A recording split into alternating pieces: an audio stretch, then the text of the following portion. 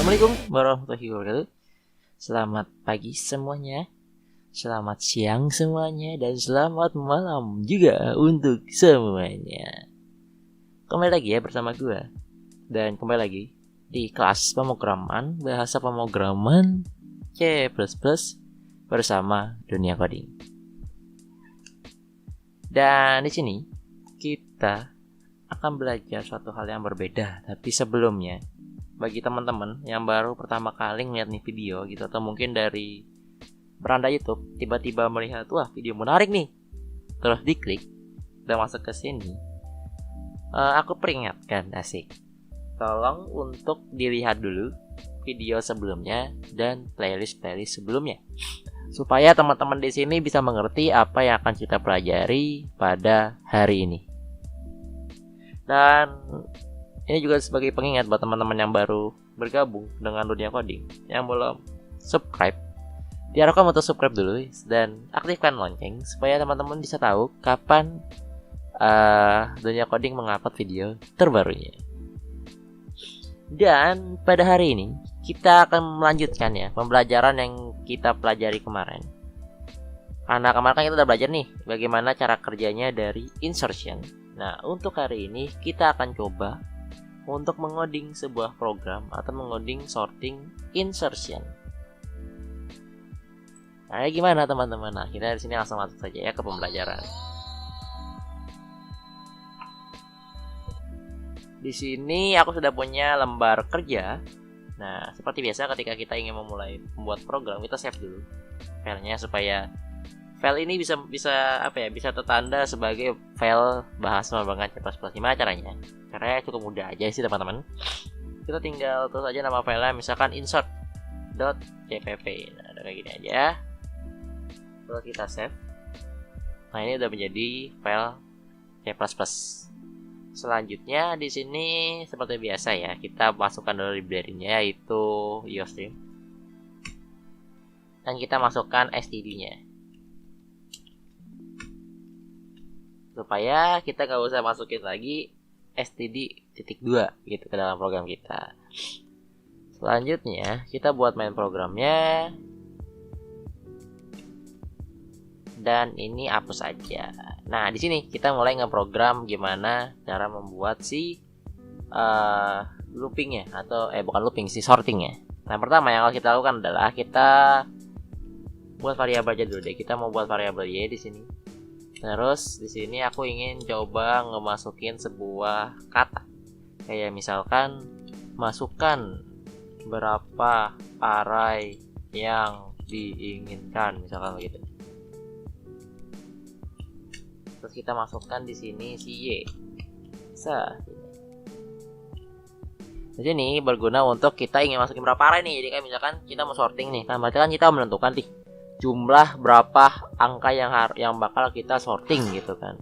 Nah, maka dari sini kita memasukkan banyak array itu, atau kita deklarasikan banyak arraynya gitu. Nah, sebenarnya untuk deklarasikan array itu bisa dilakukan di sini teman-teman. Jadi nanti pas waktu di bawah kita bisa tinggal buat aja si arraynya. Misalkan arraynya itu kita buat array deh, array y set gitu. Nah, nanti jumlah array yang ada di sini akan mengikuti jumlah yang kita masukin di atas ini. Jadi bisa dibilang ini array dinamis gitu. Selanjutnya kita buat looping di bawahnya, for gitu. Integer i sama dengan 0. Jangan lupa ya pakai kurung, lupa saya kurungnya. For i sama dengan 0 set. Kita masukin angka ke dalam si arraynya. I plus. Udah gini aja, nggak usah dispesifikasi dulu ya. Nah, habis itu kita masukkan angkanya. Masukkan angka ke indeks set i. Set. Ini biar rapi aja sih.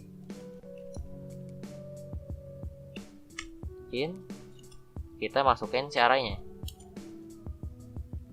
Array i, array keberapa? Si out. Nah, di sini ada proses memasukkan angka ke dalam si array ini. Jadi kita bisa masukin nih angka berapa aja yang bakal masuk ke sini gitu. Nah, sekarang kita udah buat itu. Selanjutnya, kita akan membuat proses loopingannya teman-teman. Jadi untuk proses loopingannya, kita buat for lagi dalamnya. Terus kita buat pakai integer i. Kenapa aku deklarasikan integer i lagi di dalam sini? Karena aku tidak mendeklarasikannya di atas. Jadi kalau misalkan teman-teman ngedeklarasiin udah di atas, ini nggak usah pakai integer lagi. Tapi karena di sini aku belum, jadi aku pakai integer di dalamnya. Di sini kita mulai dari 1, titik koma, i kurang dari y. Kenapa y? Karena supaya dia tidak melebihi jumlah array yang kita punya. Terus kita pakai i plus plus kayak gini. Setelah itu kita buat lagi set ke bawah gini. Di sini kita buatlah sebuah integer, yaitu integer key. Ini untuk apa? Jadi ini untuk menandakan angka dia di mana sih angka kita gitu loh. Berada nih, kalau kayak yang kita jelasin kemarin di episode kemarin, itu kan ada kayak sebuah variabel yang menentukan lagi di sini nih prosesnya gitu loh. Nah, itulah variabel key-nya.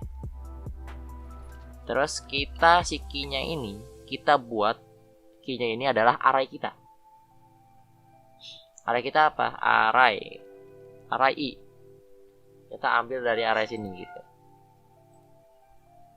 Ini misalkan lagi array index ke berapa nih sekarang? Array index ke 1 gitu. Berarti itu si key-nya. Selanjutnya kita buat lagi nih di bawah integer baru, yaitu integer j. J ini nilainya adalah i min 1. Berarti indeks ke 0. Jadi kita akan membandingkan nih dua variabel. Kayak di variabel yang indeks ke 1 sama indeks yang 0 yang belakangnya, yang paling kiri. Nah, di sini baru kita buat lagi nih looping while jika j nilainya itu lebih sama dengan 0 dan x. Ini array j lebih dari key, maka di sini kan kalau misalkan kita pelajari kemarin di insertion, dia akan bertukar ya kan, nilainya akan bertukar jika nilai kiri itu nilainya lebih besar daripada nilai kanan, benar kan? Nah, disinilah berada gitu. Jadi jika nilai j itu lebih besar daripada 0, jadi nilainya nggak minus, dan array j nilainya ini lebih besar daripada key, jadi kalau misalkan nilai kiri lebih besar daripada nilai key atau nilai kanannya, jadi kini ada nilai kanan ya teman-teman. Jadi jika nilai j nilainya tidak lebih besar daripada 0 dan nilainya itu lebih besar daripada si key, maka kita tukar. Ya begitu logikanya. Kan insertion begitu ya teman-teman logikanya. Jadi jika emang nilai kirinya lebih besar, maka ditukar. Maka kita buat pertukaran di sini. Array set j plus 1 berarti indeks ke 1 ditukar sama dengan array indeks ke j.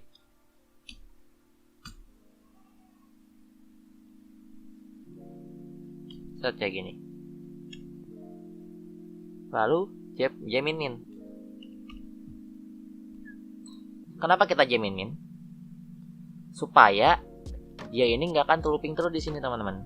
Jadi ketika dia loopingnya udah nyampe paling kiri, kan berarti kan min 1 ya gitu kan. Dan array di sini kan tidak ada tuh, nilai kita kan nggak ada yang nyampe min 1. Jadi selama si j-nya ini, jadi buat ini nih, buat stop yang ini, kan j lebih dari 0 ya. Nah, kita menggunakan j min di sini supaya ketika dia nilainya min, ya dia akan keluar dari si looping while ini teman-teman. Jadi kita cuma pengen di sini itu ngelooping sesuai dengan jumlah array yang kita punya gitu. Misalkan array kita ada 5. Nah, ketika dia nyampe indeks ke min 0 gitu atau indeks min 1, itu kan ya ada ya. Dan nilai j-nya kan pasti bukan 0 tapi minus. Nah, makanya dari itu dia akan keluar dari looping ini dan memulai looping yang baru gitu. Itulah gunanya j min di sini. Set udah. Kayak gitu. Ketika keluar, kita deklarasikan lagi nih, kita ubah di bawah. Kan biasanya kalau ngubah di bawah ini pakai j++ biasanya kan begitu ya, atau i++ atau gimana gitu kan. Nah, di sini kan berarti kan setiap looping itu arahnya itu atau si key-nya ini kan harus agak berubah ya. Atau kita kan menetapkan si key-nya itu. Menetapkan key-nya ini jadi suatu key yang baru gitu kan. Maka dari itu di sini kita pakai array gitu. J plus 1 gini sama dengan key. Nah, jadi sekarang key-nya itu adalah si array J plus 1. Dan yang kanannya lagi gitu. Seperti itu teman-teman. Nah, misalkan di sini aku pengen ini deh, aku pengen coba nunjukin kira-kira proses sortingnya kayak gimana sih gitu.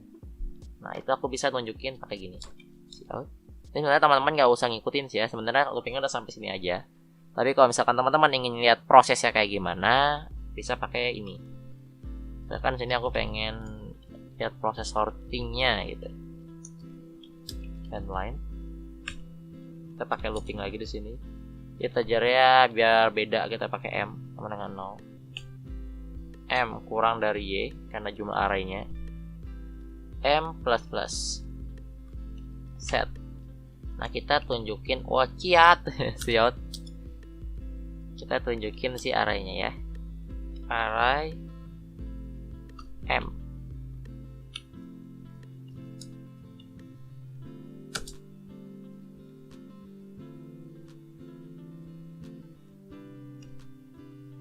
Out and line. Jadi ketika kita giniin, dia akan menunjukkan proses kira-kira cara pesortingannya seperti apa. Nah, ini sebenarnya kalau dikompil udah selesai nih teman-teman. Ini udah selesai saat pesortingannya. Jadi pesortingan di sini udah selesai gitu. Nah, selanjutnya aku pengen nunjukin hasil akhirnya. Gimana sih hasil akhir sortingannya gitu, atau hasil jadinya. Nah, seperti itu. Kita buat aja hasil akhir lain gitu. Kita tunjukin semua. Kita jar M kurang dengan 0, set M kurang dari Y titik 2 M plus plus. Kita kayak gini, terus kita pakai kurawal, kita out kan si arraynya. Array ini pakai M.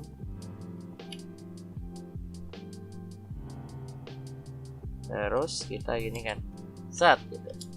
Dia ke samping gitu. Udah seperti ini. Terus selesai. Nah, ini adalah program insertion kita teman-teman. Jadi kita udah ada program untuk memasukkan arraynya di sini. Masukin angkanya, terus di sinilah proses sortingnya. Lalu di sini adalah proses untuk menampilkan si hasilnya gitu. Pada saat kita compile dia berhasil. Nah, sekarang kita cek kira-kira bener apa enggak gitu. Oke, guys. Tadi namanya itu adalah insert. Berarti kita tulis insert aja. Insert. Masukkan berapa jumlah array yang kita inginkan. Misalkan aku pengen nyortingnya pakai 5 array gitu. Masukkan angka indeks ke 0. Misalkan 5 dulu, terus 4, terus 8, 1, 2 misalkan. Nah, di sini akan ada proses sortingnya teman-teman. Kayak misalkan di looping pertama sortingnya kayak gimana, kayak begini. Di looping kedua seperti apa? Di looping ketiga dia berubah, 1 di depan, 5-nya ditukar. Nah, nanti terus sampai hasil akhirnya si sortingnya sudah tertukar dengan beres. 1, 2, 4, 5, 8. Nah, seperti itu teman-teman. Jadi untuk sortingnya akan ada di sebelah sini. Jadi dia akan tersorting ketika nilai sebelah kirinya itu sudah tidak lebih besar daripada sebelah kanan, maka dia akan berhenti gitu. Jadi selama si nilai kirinya lebih besar, dia akan terus bertukar gitu ke kiri seperti itu, teman-teman. Nah, mungkin ini sih ya untuk pelajaran sorting, bagaimana caranya sorting atau program sorting insertion. Mungkin buat teman-teman yang ingin bertanya sesuatu bisa langsung tanyakan saja di kolom komentar. Dan bagi teman-teman yang belum like, comment, dan subscribe, silahkan dilakukan untuk mensupport kami ya teman-teman.